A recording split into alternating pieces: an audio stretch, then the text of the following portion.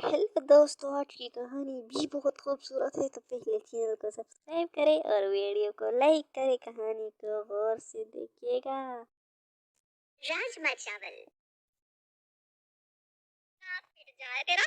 राजमा चावल बोलकर ये पुलाव लाकर थमा रहा है मुझे। काले चश्मे क्या पहन लिए मैंने। तूने तो मुझे अंधा ही समझ लिया। धीरे बोलो ना मम्मी। अरे मुझे मत सिखा। राजमा चावल खिलाएगा बोलकर मुझे यहाँ लाया था ना तू। तो कैसा रेस्टोरेंट है ये। राजमा चावल भी नहीं ला कर दे रहे ये लोग। मुझे नहीं खाना यहाँ। परविंदर जोर जोर से चिल्लाने लगती है और उसकी आवाज सुनकर रेस्टोरेंट का मालिक वहां आता है। क्या गलती होगी मैडम, बताइए, हम अभी डिश चेंज कर देते हैं। राजमा चावल लाने को कहा था इसे, और ये बावला देख क्या लेकर आया है। पुलाव। चावल में काजू डालकर 30 मार खान बन रहा है। यही खाना होता तो मैं यहाँ क्यों आती। यार मम्मी धीरे बोल लो, सभी लोग देख रहे हैं।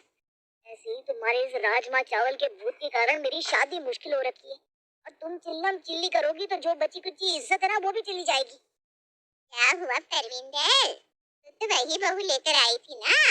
अरे सच, लगता है बहू ने अब तक राजमा चावल नहीं खिलाए। मेरे घर में तो राजमा भी है और चावल भी है, बस बनाना किसी को आता नहीं। तू अपना कर देख। के घर पर तो खाने के लाले पड़े हुए हैं और मुझे बोल रही है नास पीटी। चल संजू यहाँ से, वरना इस बबली की हड्डी पसली एक हो जाएगी मेरे हाथों। हो गए क्या। अब परविंदर का कैरेक्टर ही ऐसा है, अच्छे अच्छे कंफ्यूज हो जाते हैं। तो मैं और आप क्या है। तो मैं आपको इंट्रोड्यूस करवाती हूँ परविंदर से। परविंदर को बचपन से ही राजमा चावल खाने का बड़ा शौक था। वो अपनी कामवाली के हाथों के राजमा चावल की ऐसी दीवानी थी कि शादी के बाद वो उसे अपने साथ ससुराल भी ले आती है। और एक दिन उसकी कामवाली ऐसी छुट्टी पर जाती है कि लौट कर आती ही नहीं। बस फिर क्या था, उसके बाद से बेचारी परविंदर का राजमा चावल खाने का सपना सपना ही रह जाता है। अपने इस सपने को पूरा करने के लिए परविंदर ने क्या क्या नहीं किया। अपने बेटे प्रीतम की शादी तक करवा देती है। पर हे भगवान तेरा लाख लाख शुक्र है, आज मेरा सपना पूरा हो गया। हे अन्नपूर्णा माँ, बहू के हाथों में ऐसा जादू देना कि राजमा चावल का स्वाद बिल्कुल मेरे पसंद के राजमा चावल की तरह निकले। टेबल पर बैठी हुई परविंदर यही सोचती जाती है। आधा घंटा, 1 घंटा, 2 घंटे इसी तरह बीत जाते हैं, पर परविंदर की बड़ी बहू रसोई से बाहर आती ही नहीं। अरे बहू, मैं जानती हूँ कि तू दुनिया की सारी डिशेस बनाना जानती है, पर देख, अब ना सारे डिशेस बनाने मत बैठ जाना। मुझे तो बस राजमा चावल खिला दे बहू।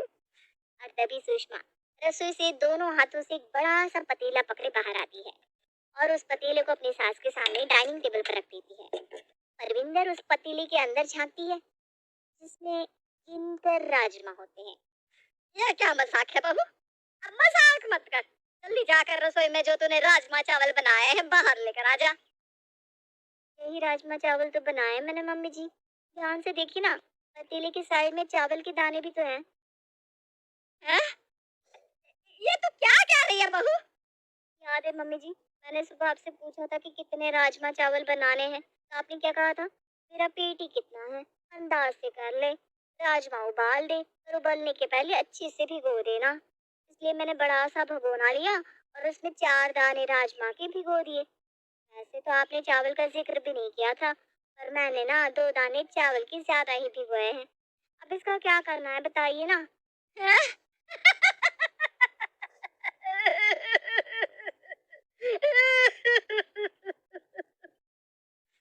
टेबल पर बैठी परविंदर पहले तो जोर जोर से हंसने लग जाती है और फिर रोने, मानो उसकी मानसिक स्थिति खराब हो गई हो। और हो भी क्यों ना, जिस राजमा चावल के लिए उसने अपने बेटे की शादी की थी वो तो सपना ही रह गया था। रेस्टोरेंट से बाहर लेकर आता है और दोनों घर पहुंचते हैं। 3 साल हो गए तेरी शादी को बहू, मुझे जरा अभी तरस नहीं आता मुझ पर कि आज तो अपनी सास को राजमा चावल खिला दूं। 2 दिन से मेरा पेट साफ नहीं हुआ, पता भी है। और कल रात तो तुम मुझे कह रही थी कि पिछले 4 साल से तेरा पेट साफ नहीं हुआ। अरे आप तो रहने दीजिए संजू के पापा, वादा किया था ना आपने मेरे पापा जी से कि आपकी बेटी को हमेशा खुश रखूंगा, तो रखिए मुझे खुश। लेकर आइए ना राजमा चावल बनाने वाली। लेकर आई ना तू राजमा चावल बनाने वाली, जिसने आज तक सिर्फ 4 राजमा के दाने भिगोए। अब तो बनाने वाले की उम्मीद ही मत कर तू। मैं तेरे लिए राजमा बना तो नहीं सकता, पर बना बनाया राजमा चावल तुझे खिला जरूर सकता। रमेश की बेटे की शादी है आज, भूल गई क्या तू? देश के बेहतरीन से बेहतरीन शेफ आने वाले हैं उसकी शादी में। आज रात तो तेरा सपना पूरा हो गया समझ। परविंदर की खुशी का कोई ठिकाना नहीं था। आखिरकार 4 साल के बाद उसे राजमा चावल खाने को जो मिलने वाले थे।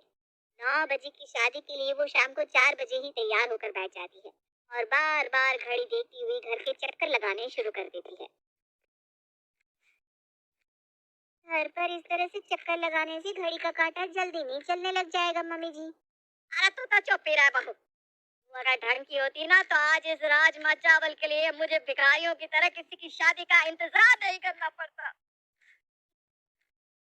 आखिरकार में समय आ ही जाता है जिसका सभी को इंतजार था। घड़ी के कांटे जैसे ही 9 बजे का इशारा करते हैं, परविंदर का पूरा परिवार रमेश की बेटी की शादी में पहुंच जाता है। परविंदर घूम घूम के सारे स्टॉल देखती है, पर कहीं भी उसे राजमा चावल नहीं मिलते। चिंटू, रोशन, कहाँ हो सब? रमेश, ये क्या शादी की है तूने? पूरा खानदान की नाक ही कटवा दी। ऐसी क्या बात हो गई भाभी? अरे रोशन, क्या आपकी चाची के लिए पास्ता लेकर आ। कुछ ढूंढ रही थी क्या भाभी आप? क्या नहीं मिला आपको यहाँ? शादी में तो सारी चीजों का इंतजाम है, नान तड़का चाइनीज भेल। शायद ही कुछ होगा ऐसा जो छूट गया हो।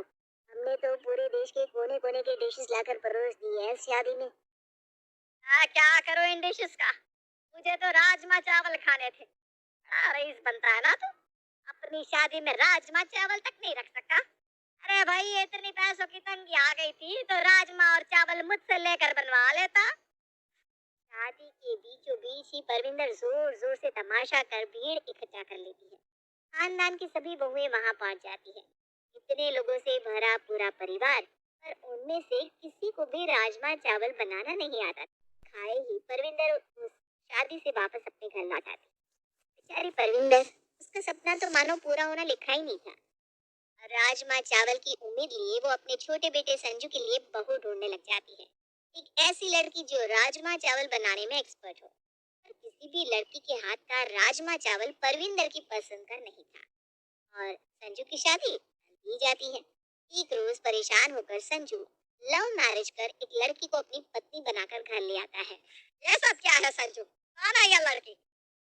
आपकी इस राजमा चावल के चक्कर में मेरी शादी होना मुश्किल होता जा रहा था। न जाने कब आपको किसी लड़की के हाथों का राजमा चावल पसंद आता और न जाने कब मेरी शादी होती। इसीलिए मम्मी मुझे ये सब करना पड़ा, माफ कर देना। एक आखिरी उम्मीद बची थी मेरी, तेरी बीवी। ऐसी लड़की लाती जो मुझे राजमा चावल बना कर खिलाए।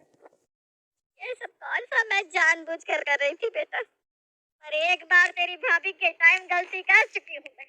उसके मायके वालों ने कहा था बहुत अच्छा खाना बनाती है हमारी बेटी, और मैंने मान भी लिया।